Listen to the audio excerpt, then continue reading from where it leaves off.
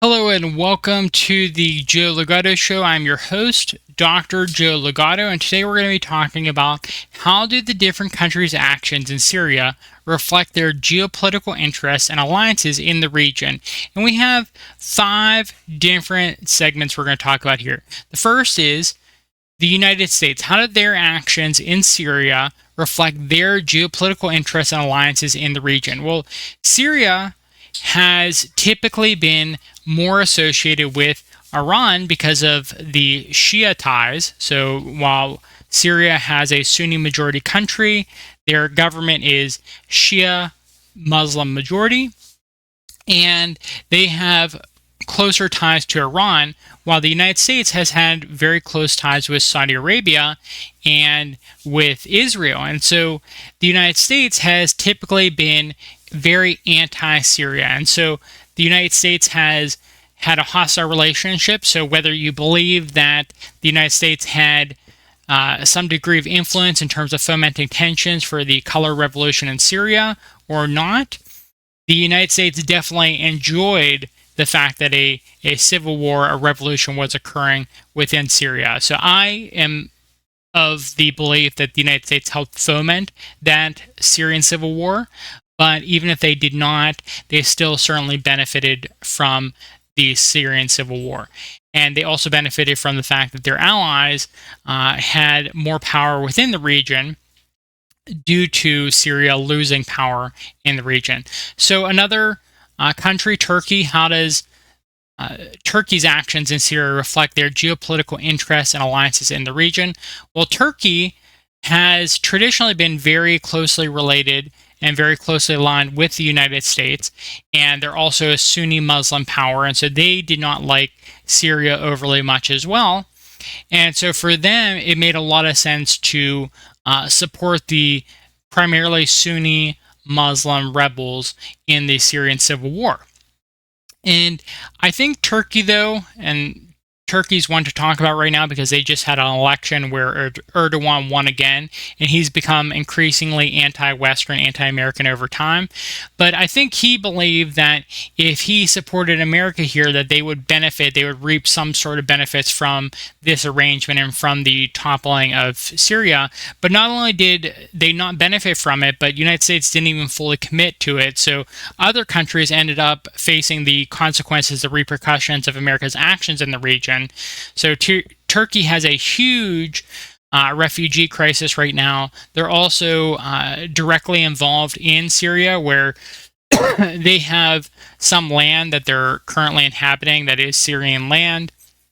And they're just facing a huge crisis. Their currency is inflating. It's like halved in value in the past year and things like that. And so Turkey has acted in such a way that it's benefited Israel, it's benefited Saudi Arabia, it's benefited the United States, and they thought that it would benefit them as well, but Turkey's actions have not actually really benefited themselves.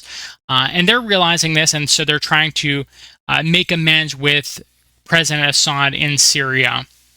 And they're trying to get out of that area, so they're not doing the bidding of the United States because the United States just does not benefit its allies. It does not care. They're willing to use their allies and sacrifice their allies in order to get what they want. And so, United States, I should also mention here, United States has their actions in Syria. They've gone in there, and former President Trump has even said they're in Syria in order to extract oil. So they're causing chaos, they're exploiting the population of Syria in order to extract the natural resources, which is very typical of the United States. And so United States is benefiting from this chaos, they're benefiting from the problems occurring in Syria, but places like Turkey, which supported the United States, are not benefiting at all.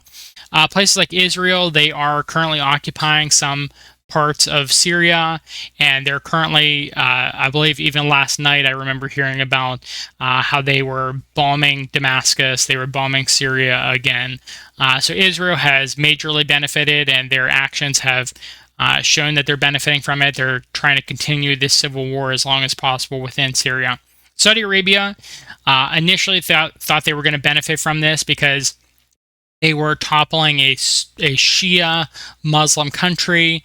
It didn't end up going that way. They didn't end up benefiting from it at all, and they actually pivoted a lot. Their leader, MBS, has pivoted really eastward to China, Russia, and they're actually trying to make amends with Syria as well. They reintegrated Syria back into the Arab League. And so all these countries I mentioned, Turkey, Israel, Saudi Arabia, they are allies of the United States, and really the only one of these allies that actually benefited from the Syria situation is Israel. Turkey has definitely not benefited, and Saudi Arabia has definitely not benefited from this situation, so both of them are trying to make amends with Syria. And then you have Russia and China. And I thought about talking about these two separately, but really they're almost like a 1-2 punch. They're working so in synchrony right now that it's hard to talk about them separate from each other, because they're almost like the duo where if one can't do something, they'll recommend the other one, where it's like, have you met my friend China, or have you met my friend Russia?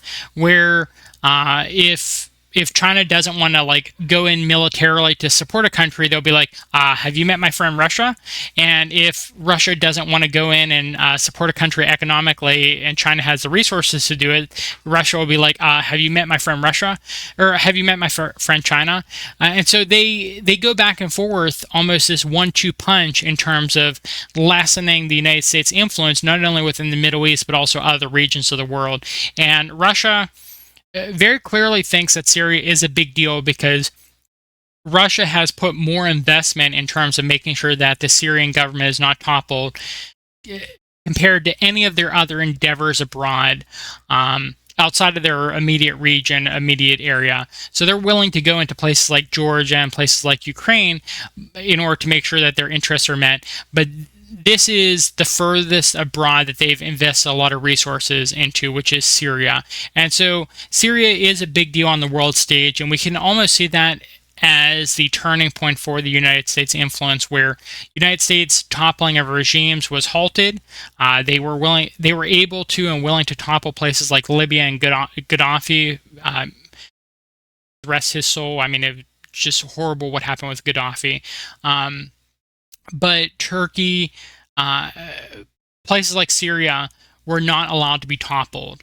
And even places like Turkey, where the United States tried to foment tension and foment crises and try to overthrow Erdogan, those places, Russia's just not allowing them to be toppled by the United States regime. And so those are the various countries and how their actions reflect their geopolitical interests and alliances in the region. So if you like this segment, please like the video and subscribe to our channel for further content.